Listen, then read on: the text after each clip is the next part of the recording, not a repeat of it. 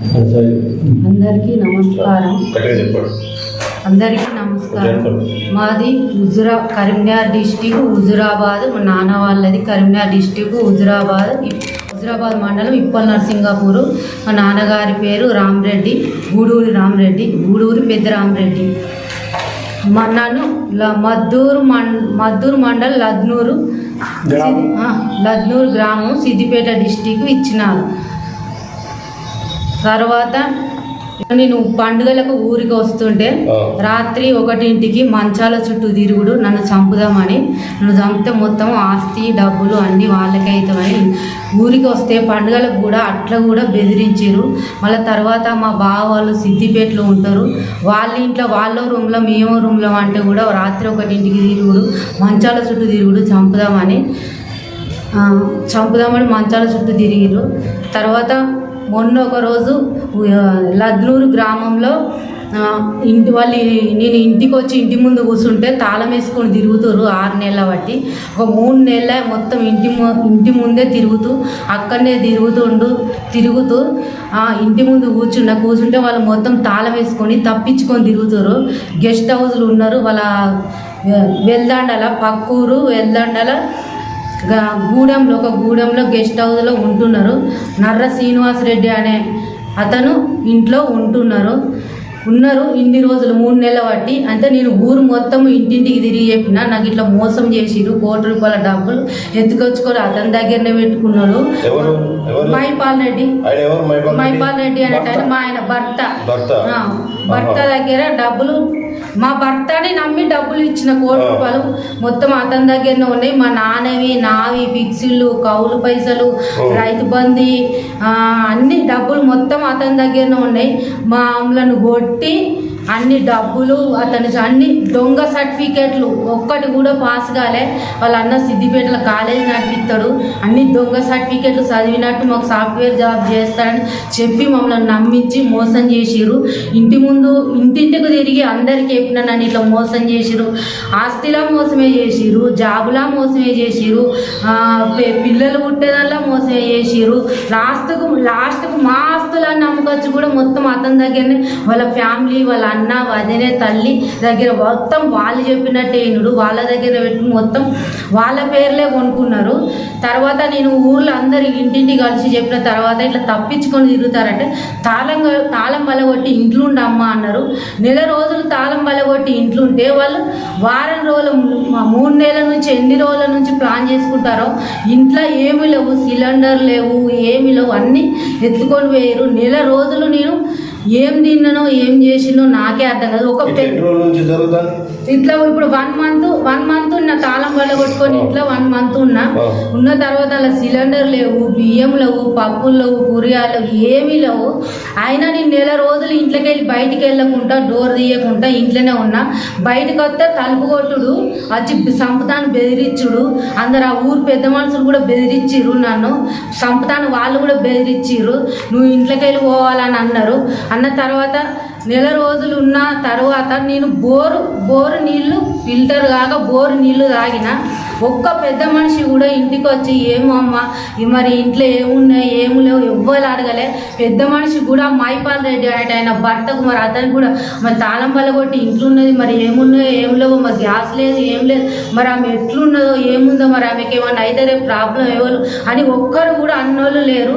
మళ్ళీ మొన్న ఏం చేశారు, ఇంట్లోకి వెళ్ళి బయటికి వెళ్ళగొట్టిరు ఊరు పెద్ద మనుషులంతా కలిసి వెళ్ళగొట్టి మళ్ళీ ఇంకా నన్నే ఉల్టా ఆయన మీ ఇంట్లోకి రాణిస్తలేవు అన్నారు. నాకు ఏం న్యాయం చేయలే, నా ఇట్లా పైసలన్నీ ఎత్తుకుపోయిండు, నన్నే మోసం చేసిండు, పిల్లలలో మోసం చేసిండు, నా డబ్బులన్నీ దగ్గర పెట్టుకున్నాడు, మా నాన్న డబ్బులు తీసుకున్నాడు, అన్నిట్లలో మోసం చేసిండు. ఆస్తిలో మోసం, వాళ్ళ ఆస్తి కూడా ఇది ఉంది అది ఉందని చెప్పిర్రు. ఫ్లాట్ ఉందన్నారు, ఫ్లాట్ కూడా వాళ్ళ సిద్దిపేట వాళ్ళ అన్న గోపాల్ రెడ్డి అనేట ఆయనకు పేరు చేయించుకున్నారు. 500 గజాల ఫ్లాట్ ఉందని చెప్పారు పెళ్లికి ముందు. ఆ ఫ్లాట్ కూడా వాళ్ళ అన్న పేరు చేయించుకున్నారు. 8 ఎకరాల మాడి తోట ఉన్నది అన్నారు, ఉన్నది కానీ అది ముసలి తోట. మళ్ళీ తోట పెడితే కూడా అది కూడా మా నాన్న ఇచ్చిండు డబ్బులు. వాళ్ళు అన్నిట్లలో మోసమే చేసిరు. అంటే మీకు పిల్లలు కాకుండా మోసం చేసిరంటే ఏమిటి అది?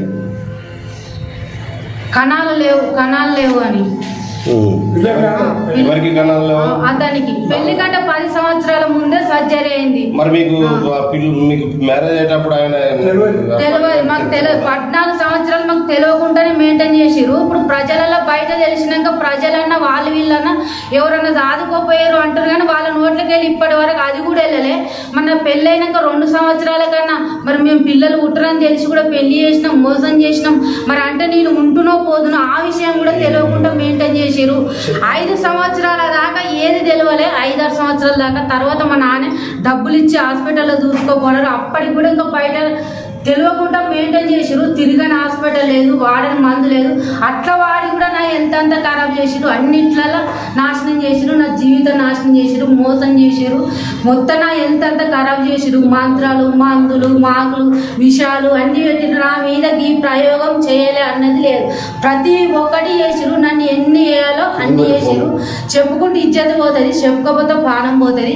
చేసేదంతా చేసిరు. మేమేం చేసినాం అంటారు. పోయిన జీవితం వస్తుందా? అంటే మీరు 1 కోటి రూపాయలు ఎవరికి ఇచ్చారు? మా ఆయనకు మైపాల్ రెడ్డి. ఎందుకు ఇచ్చారు, ఎట్లా ఇచ్చారు? ఇల్లు అయితే 1 కోటి రూపాయలు ఇచ్చినాం. హైదరాబాద్ ఇల్లు కొనుక్కుందాము, ప్లాట్లు కొనుక్కుందామని ఇచ్చినాం. ప్లాట్లు ఇల్లు కొనుక్కుందామంటే కట్టిన ఇల్లు మంచిగా ఉండే అన్నాడు. ప్లాట్లు కొంటామంటే కబ్జాలు చేస్తారు అన్నారు. మరి డబ్బులు అంటే నేను నెలకు 10 లక్షలు సంపాదిస్తాను, నేను ఏమైనా ఎంజాయ్ చేస్తానా అని అన్నాడు. మొత్తం అతని దగ్గరనే పెట్టుకున్నాడు. మా దగ్గర ఒక్క పైసా లేకుండా చేస్తే. అంటే 1 కోటి రూపాయలు ఎక్కడి నుంచి వచ్చాయి మీకు మీ నాన్నగారు?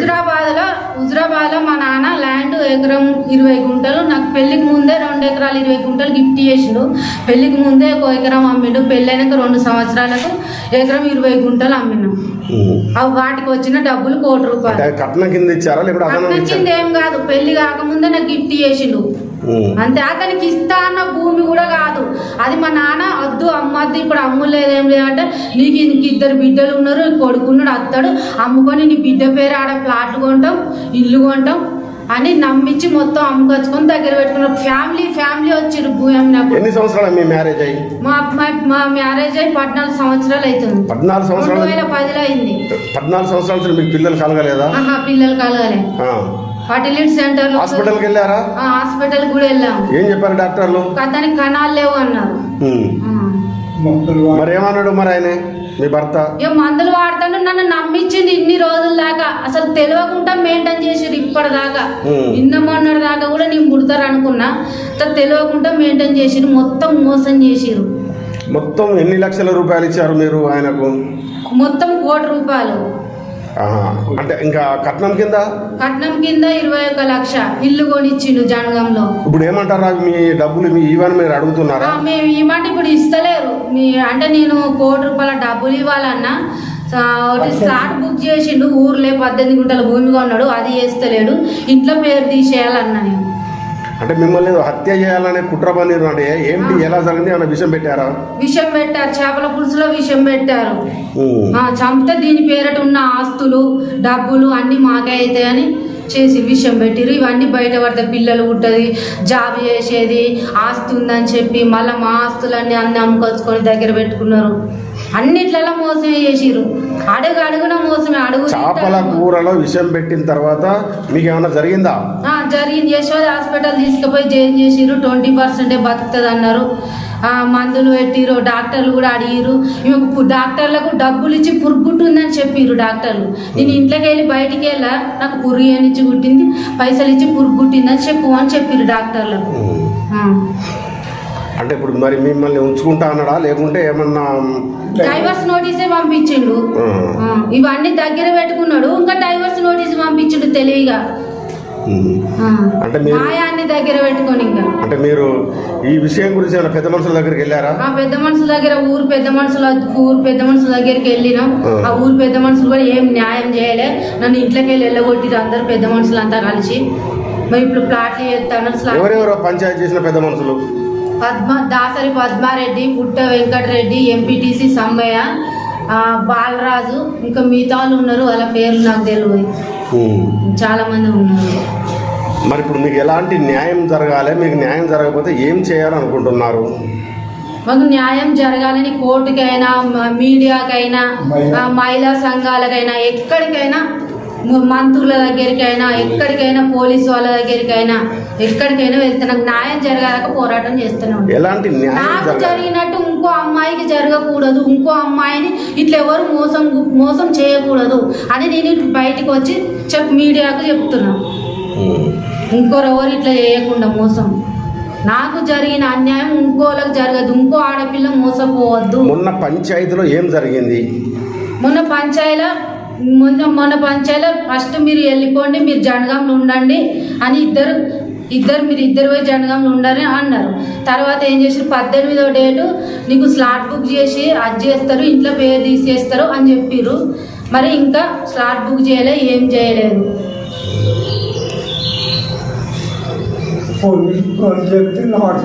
అప్పుడు నేను డబ్బులు ఎవరికి ఇచ్చావు ఏమిటి? నేనా నీ బాధ చెప్పుకోండి. మీ పేరేంటి, మీ ఊరేంది, ఏం జరిగింది? ఊరు రామరెడ్డి, ఇప్పటి నరసింగపురం, హుజరాబాద్ మండలం. మా అల్లుడు అన్న సిద్దిపేట ఉంటాడు లెక్చరర్ గోపాల్ రెడ్డి. అయితే ఇంకా కాలేజీ కడతానా, డబ్బులు నువ్వు బ్యాంకులు వేసుకుంటే ఏమి ఇచ్చి రావు, నేను ఇచ్చిస్తా, నాకు ఇయ్యి అని అంటే సరే అని ఆయన 50 లక్షలు అయితే ఇచ్చిన. మరి నాకు ఏం రాసిస్తావు, ఏమి ఇస్తావు అంటే ఇక నీ 7 చెక్కులు ఇస్తా అన్నాడు. నీకు పైసలు ఇచ్చినాక నా చెక్కులు నాకు తీసుకుంటా అని సంతకం పెట్టి ఇచ్చాను. ఇచ్చి అడిగి కొన్ని రోజుల తర్వాత అడిగిన పైసలు అడిగితే మీ కొరకు 2 ప్లాట్లు పెట్టితే పక్క అవి అమ్మి మీ పైసలు ఇస్తా అన్నాడు. కథ అది అమ్ములేదు, పైసలు ఇచ్చలేదు. ఇట్టే సహాయించుకొస్తాడు. ఓ పరమ గట్టిగా అడిగితే మీ అన్నిటికి మా తమ్ముడికి ఇచ్చారా, నీకు ఇవ్వని ఇక కొన్ని పైసలు ఇవ్వాలి ఒకటి మొక్కచ్చాడు. ఆహా మీరు మోసం చెప్తాను అని ఇట్లా దీంతో మా బిడ్డతో చెప్తే పోయి అడిగింది. మన నాన్న బాగలేడు, హాస్పిటల్లో పైసలు కావాలి అని పోయి అడిగితే ఇక దీన్ని నువ్వు ఇచ్చిన కొట్టిండు వెళ్ళిపోయి నాకని ఎంత కట్టాను, ఎవరికి ఇచ్చిన పైసలు ఎవరు వెళ్ళిపోయి వెళ్ళగొట్టాడు. మరి ఇప్పుడు ఎట్లా అంటే మీ అల్లునికి ఆ భూమి అమ్మి కట్నం కింద మొత్తం ఎన్ని ఇచ్చారు మీరు? అల్లుడిగా కట్నం కింద 21 లక్షలు ఇచ్చినాం. ఏం చేసినావు ఆ 20 లక్షలు? 20 లక్షలు ఆయన ఇంట్లో వాళ్ళు ఏం చూసుకున్నారు. ఇక ఇక్కడ 13 లక్షలు పెట్టి ఈడ 13 లక్షలు ఎక్కడి నుంచి? నీ సొంత డబ్బులా? సొంతం, నీ సొంత డబ్బులే? సొంత డబ్బులే బిడ్డకు కొనిస్తే పేరు దీని ఒక పేరు ఎంత పెట్టినా పెడితే మళ్ళీ ఆయన ఏం చేసి ఆయన పేరు పెట్టుకొని ఏమైనా ఉంటే అవుతుంది అని నమ్మించి అయితే పేరు పెట్టుకున్నాడు. అంటే నీ సొంత డబ్బులు మీ పసుపు కుంకుమల కింద మీ బిడ్డకి చేయించినావు. దాన్ని కూడా తెలివిగా ఆయన జాయింట్ రిజిస్ట్రేషన్ పెట్టుకున్నాడు. ఇప్పుడు 50 లక్షల విషయం ఏంటి? ఆయన ఏం చేస్తాడు, ఎక్కడ ఉద్యోగం చేస్తాడు? ఆ 50 లక్షల విషయం ఏంటి? ఆయన సిద్దిపేటలో ఉంటాడు, గవర్నమెంట్ లెక్చరర్, టీచర్, గురుకులాల. ఆయన భార్య చూస్తే టీచరే గవర్నమెంట్. ఇక ఆయన డూప్లెక్స్ ఇల్లు కట్టుకున్నాడు, అక్కడ ఉంటాడు, అతను కట్టలేడు. మా పైసలు అడిగితే చెప్తలేడు. ఇప్పుడు పెద్ద మనుషులు ఏమంటారు? మొన్న పంచాయతీ జరిగిందట కదా, పెద్ద మనుషులు ఏమంటారు? ఇప్పుడు బుక్ 18 గుంటలు అది చేసిండు కదా, అది చేపిస్తాం. ఇది ఇంకోటి ఇల్లు పేరు తీసేపిస్తాం. ఈ 2 రోజుల తర్వాత అయినాక పైసలు ముచ్చట మాట్లాడతాం. ఈ 2 రోజులు కానీ అంటే సరే అని నమ్మినాం. నమ్మి మరి ఇక పోతే అని ఆ మైపాలు మాతో వెళ్ళగొట్టి తీసుకుపోమని మా పోనీ అంటే ఇక ఆఖరికి అన్నది అది పేపర్ పంపించి మళ్ళీ మా ఇంటికి ఎట్లా తీసుకుపోతాం, రాత్రి సంపద అని చెప్పిన. అంటే మీ బిడ్డను చంపే కోసం ప్రయత్నం చేసిర్రా? చేసిర్రు. ఏం చేసిర్రు? తీసుకోబోయి వాళ్ళతో ఉండిపోయింది. చంపే కోసం ప్రయత్నం చేసిర్రు అంటున్నా? చంపేదానికే చాలా సార్లు చేపల పురుషుల మందు పెట్టిర్రు అని చెప్పు. ఇప్పుడు ఏమంటావు? లాస్ట్ ముచ్చట మీకు ఎలాంటి న్యాయం జరగాలి? మాకు న్యాయం జరగాలి, మా పైసలు మాకు కావాలి, మా బిడ్డకు న్యాయం జరగాలి. ఓకే.